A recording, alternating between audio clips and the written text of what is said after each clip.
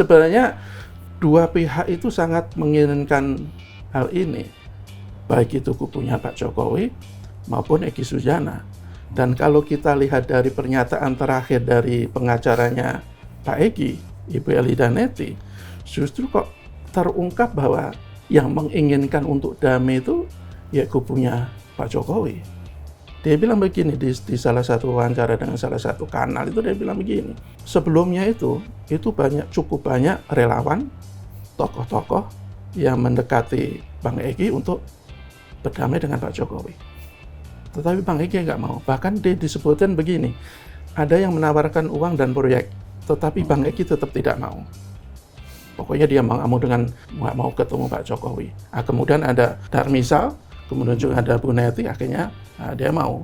Dan kalau kemudian yang jadi pertanyaan orang sekarang, kenapa tidak minta maaf? Ya menurut saya itu, kok itu syarat dari Pak Egy. Dia tidak minta maaf, sehingga dia mau bertemu, ya mungkin dia ingin mempertahankan harga diri dan gengsinya kan. Yeah. Tapi yang pasti ya kedua pihak kan sudah berdamai. Ya berdamai itu kan menjadi dasar untuk RJ, dan RJ itu menjadi basis untuk SP3. Jadi menurut saya ini kedua pihak itu punya kepentingan tersendiri. Artinya kalau di bahasa Jawa itu apa? Tutup ketemu apa? Tutup ketemu tumbu kan? Jadi tumbu ketemu tutup. Tumbu ketemu tutup ya. Jadi Pak Jokowi dia ingin memanfaatkan ini untuk memposisikan diri bahwa dia yang benar. Artinya kalau Bang Egy akhirnya dia mau berdamai kan secara tidak langsung dia mengakui salah. Iya. Ya kan? Nah, ini yang dimanfaatkan oleh Pak Jokowi, dan ini keuntungan secara opini publik, keuntungan besar bagi Pak Jokowi.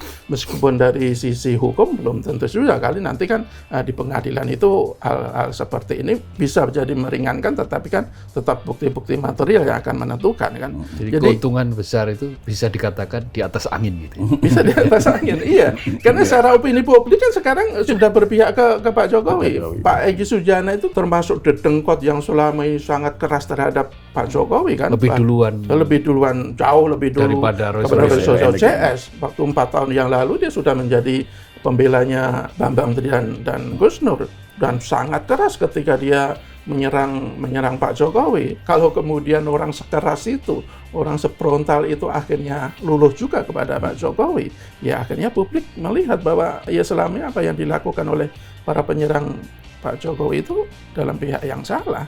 Dan bukan tidak mungkin nanti Egy dan Damiari Lubis itu dihadirkan sebagai saksi yang menguntungkan Pak Jokowi loh.